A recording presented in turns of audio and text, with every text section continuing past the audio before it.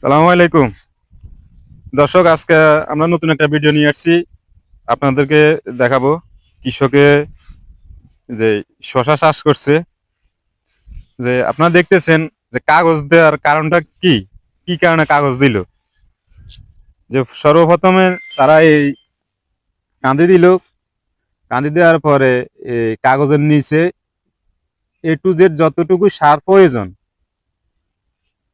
সারগুলো দেওয়া হয়েছে, দিয়ে কাগজ দিয়ে ঘুরে দিয়েছে।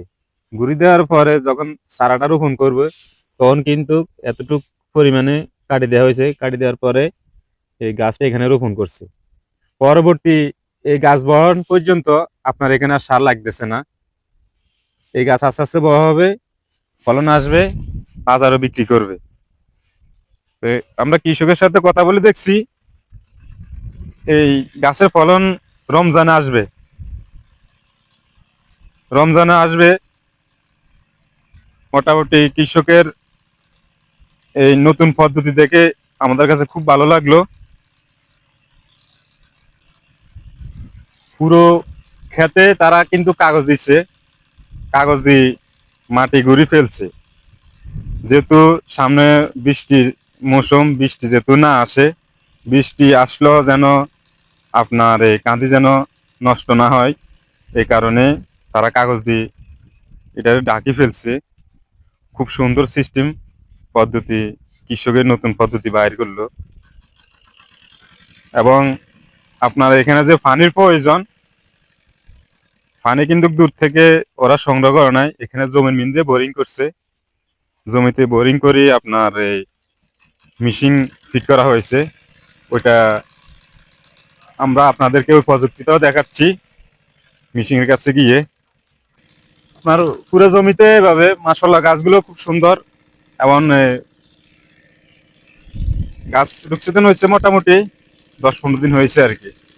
মানে যে প্রযুক্তিতে দেখছেন, আমরা ওইদিকে যেতে পারছি না যেহেতু মেশিন এর অনেক আওয়াজ, এই কারণে আমাদের অত ভয়েস গুলো বোঝা যাচ্ছে না। কিন্তু তাদের প্রযুক্তিগুলো অত্যন্ত ভালো লাগছে। এখানে নিচে বোরিং করে নিচ থেকে মাটি উঠে আর কি, পানি উঠে, তেলের সাহায্য, তেল দিয়ে চলতেছে। এখানে কারেন্টে কোনো মোটর ফিট করা হয়নি আর কি। অলরেডি পরিচর্যা চলতেছে। কৃষক ভাই দেখতেছি কীটনাশক ওষুধ দিতেছে, যেহেতু রোগ বালাই যেন কম আসে, এ কারণে। সালাম আলাইকুম, কি অবস্থা সৈকত? তো তোমরা যে শশা যে রোপণ করছো, কতদিনে আসবে এটা? 50 দিনে আসবে। 50 দিনে?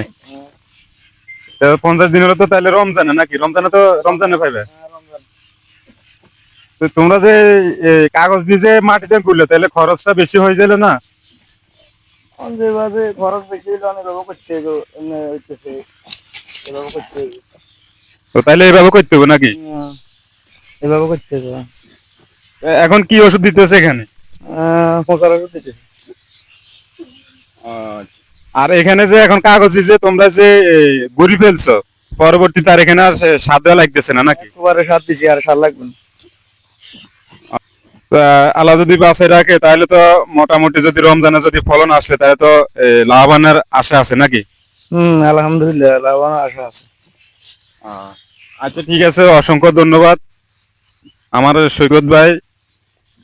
দর্শক, আজকের মতন এখান থেকে বিদায় নিচ্ছি। আবার দেখা হবে নতুন কোনো জায়গায়, নতুন কোনো ভিডিও নিয়ে। ততক্ষণ পর্যন্ত সবাই ভালো থাকবেন। আল্লাহ হাফেজ।